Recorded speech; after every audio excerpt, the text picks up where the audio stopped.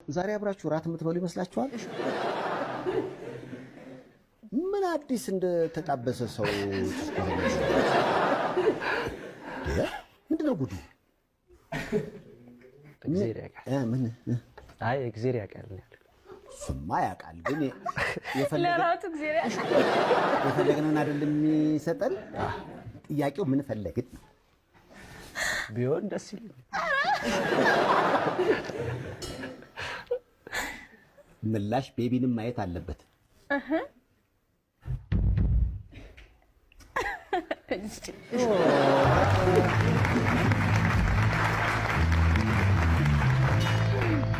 እኔ በጣም የሚገርመው መለያየት ፍቺ ላይ በጣም ብዙ ጊዜ ያጋጥም የለ ህይወት መገናኘትም መለያየትም አለውና አንድ ጓደኛዬ ወልዶ ነው ከባለቤቱ ጋር ተለያየ እና ልጆቹን ሊያሄዶ ራት እኛ እዛ አገኘ ነው እና ራት በላን።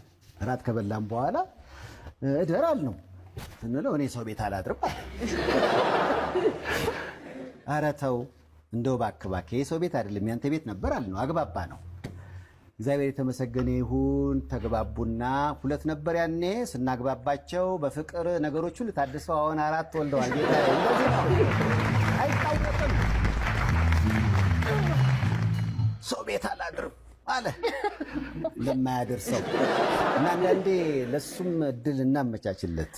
የኛ ፍላጎት ይቅደም ለማለት ነው። በህይወት ውስጥ መለያየት አለ፣ መጋጨት አለ፣ ብዙ ነገር እኮ ያጋጥማል አይደል? ያን እንዴት እንፈተዋለን ነው። ፊትሽ ፈካ ያለ ይመስላል። ትክክለኛ ስሜትሽ ምንድን ነው? እግዚአብሔር ይመስገን። ሜቢ የሆነ ቀን እኮ እግዚአብሔር ሆይ ይሄንን ሞመንት ፈልጌው ሊሆን ይችላል፣ ጸልዬ ሊሆን ይችላል። የሆነ ጊዜ ሳናውቀው የሚሳኩልን ጥሩ ጥሩ ነገሮች የሆነ ጊዜ የጸለይንባቸው ነገሮች ናቸው። እዚህ ጋር ግን ጥያቄ በህይወቴ ላይ ያልቀኑኝ አጋጣሚዎች ነበሩ። መኪናውንም ገዝቼ ያልተሳካም ነገሮች አሉ። ምናልባት ቅድም የጠየቅኩትን ነገር አሁን ልጠይቅሽ፣ አዝነሽበት ነበር?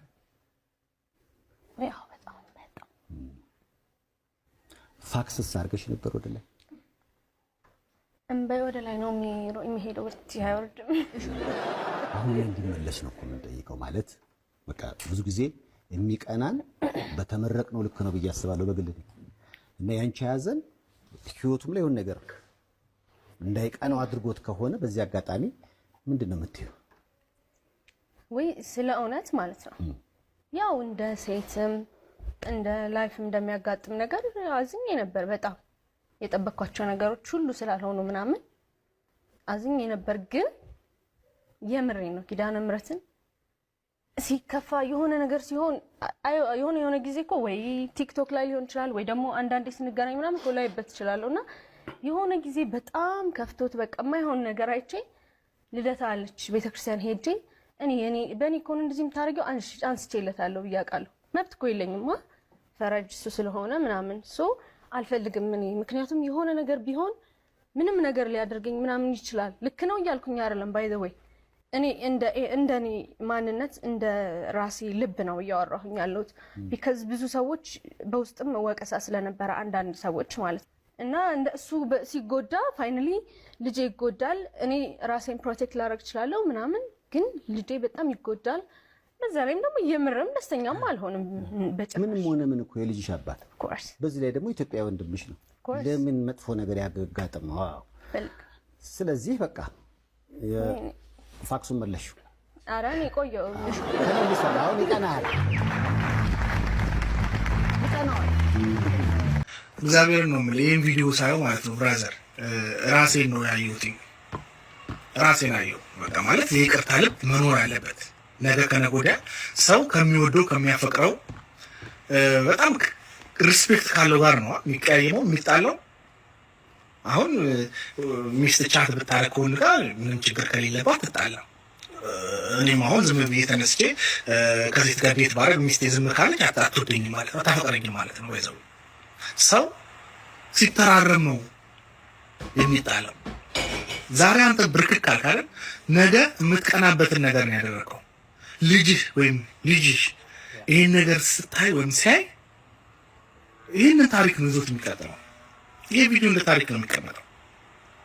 እግዚአብሔር ነው። እኔ በጣም ነው ደስ ያለኝ። በቃ እኔ ተማርኩበት፣ በእኔ ተምሬበታል።